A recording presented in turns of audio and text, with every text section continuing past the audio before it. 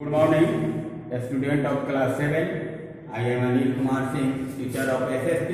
Today, I am going to teach you chapter 3 in civics, name of chapter, how the state government works, राज्य सरकार कैसे काम करती है, नेम ऑफ टॉपिक है, define the state government, member of legislative assembly और how do MLA becomes minister और chief minister.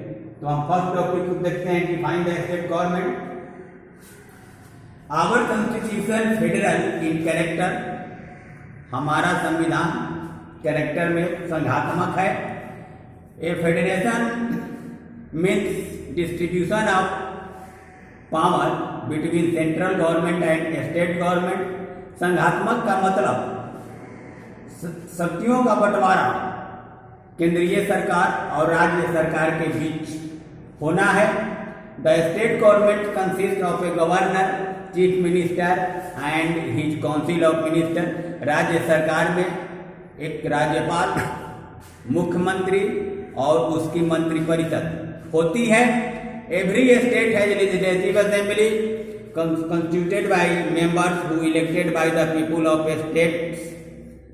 प्रत्येक राज्य में एक विधानसभा होती है जिसके सदस्य वहाँ के लोगों की, उस राज्य के लोगों के द्वारा निर्वाचित किए जाते हैं, जिनकी उम्र 18 साल और उससे ज़्यादा होती है। ये लोग अपने प्रतिनिधियों का चुनाव करते हैं। Some seats have another, some states have another house. कुछ राज्यों में अन्य सदन भी है।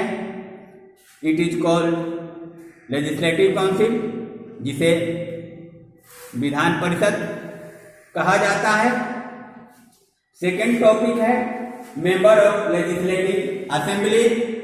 Member of legislative assembly are elected by people. विधानसभा के सदस्यों का निर्वाचन लोगों के द्वारा होता है। Then they become member of legislative assembly.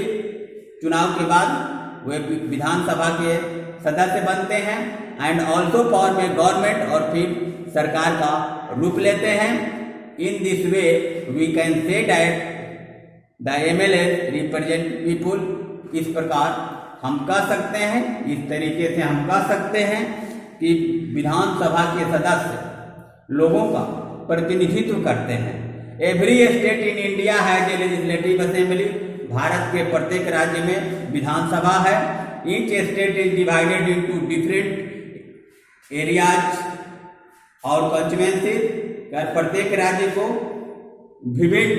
भिन्न निर्वाचन क्षेत्रों में बांटा गया है। From each constituency the people elect one representative who then becomes a member of the legislative assembly।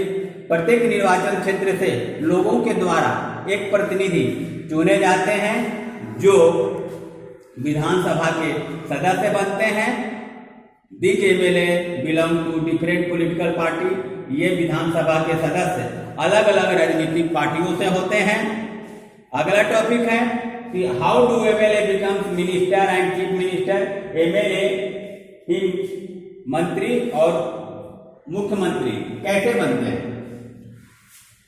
A political party which MLA have on more than half number of seats in a state can be said to be in a majority।